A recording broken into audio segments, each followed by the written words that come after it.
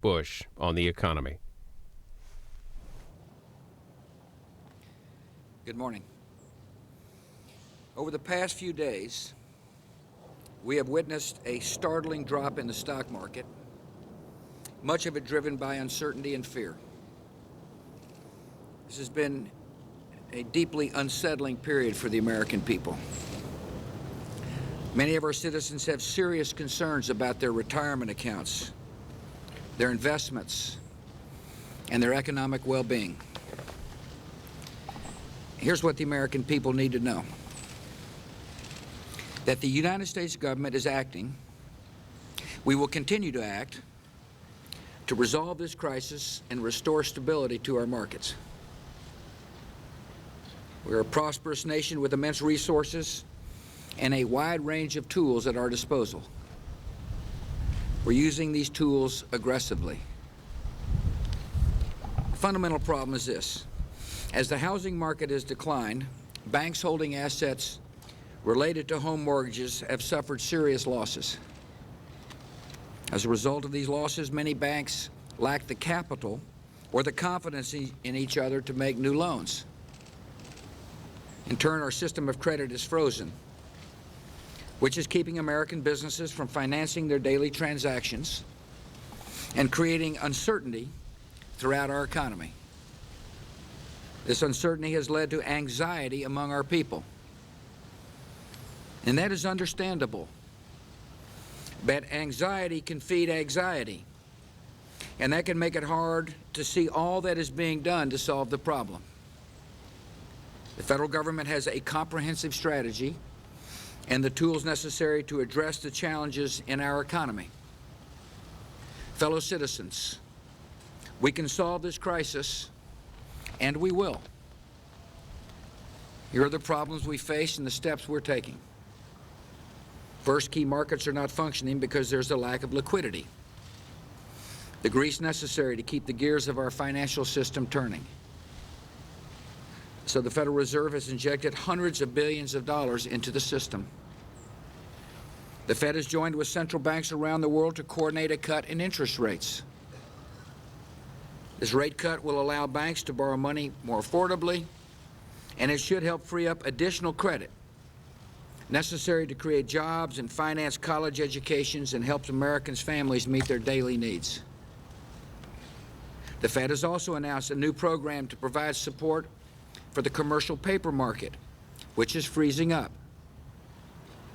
As the new program kicks in over the next week or so, it will help revive a key source of short-term financing for American businesses and financial institutions. Second, some Americans are concerned about whether their money is safe. So the Federal Deposit Insurance Corporation and the National Credit Union Administration have significantly expanded the amount of money insured in savings accounts and checking accounts and certificates of deposit. That means that if you have up to $250,000 in one of these assured accounts, every penny of that money is safe. The Treasury Department has also acted to restore confidence in a key element of America's financial system by offering government insurance from money market mutual funds. Thirdly, we are concerned that some investors could take advantage of the crisis to illegally manipulate the stock market. So the Securities and Exchange Commission has launched rigorous enforcement actions to detect fraud and manipulation in the market. The SEC is focused on preventing abusive practices, such as putting out false information to drive down particular stocks for personal gain. Anyone caught engaging in illegal financial activities will be prosecuted. Fourth, the decline in the housing market has left many Americans struggling to meet their mortgages and are concerned about losing their homes.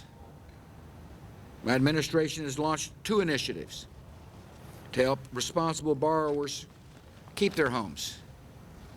One is called Hope Now, and it brings together homeowners and lenders and mortgage servicers and others to find ways to prevent foreclosure. The other initiative is aimed at making it easier for responsible homeowners to refinance into affordable mortgages insured by the Federal Housing Administration. So far, these programs have helped more than 2 million Americans stay in their home. And the point is this: if you're struggling to meet your mortgage, there are ways that you can get help. With these actions to help prevent foreclosures, we're addressing a key problem in the housing market. The supply of homes now exceeds demand, and as a result, home values have declined. Once supply and demand balance out, our housing market will be able to recover, and that will help our broader economy begin to grow. Fifth, we've seen that problems in the financial system are not isolated to the United States. They're also affecting other nations around the globe. So we're working closely with partners around the world to ensure that our actions are coordinated and effective. Tomorrow I'll meet with the finance ministers from our partners in the G7 and the heads of the International Monetary Fund and World Bank. Secretary Paulson will also meet with finance ministers from the world's 20 leading economies. Through these efforts, the world is sending an unmistakable signal. We're in this together, and we'll come through this together. And finally, American businesses and consumers are struggling to obtain credit because banks do not have sufficient capital to make loans. So my administration worked with Congress to pass a $700 billion financial rescue package. This new law authorizes the Treasury Department to use a variety of measures to help banks rebuild capital, including buying or insuring troubled assets and purchasing equity of financial institutions. The Department will implement measures that have maximum impact as quickly as possible. $700 billion is a significant amount of money. And as we act, we will do so in a way that is effective. The plan we are executing is aggressive. It is the right plan. It will take time to have its full impact. It is flexible enough to adapt as the situation changes, and it is big enough to work. The federal government will continue to take the actions necessary to restore stability to our financial markets and growth to our economy.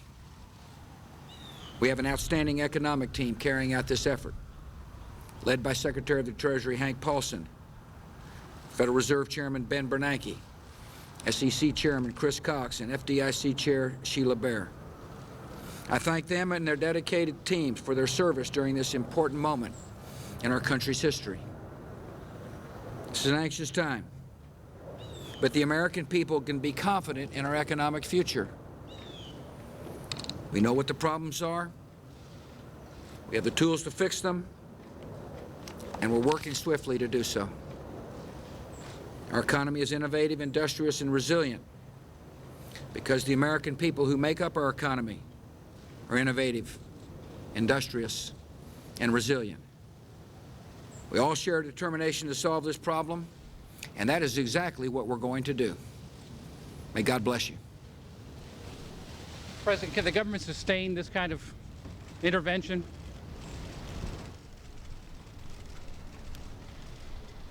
Ready.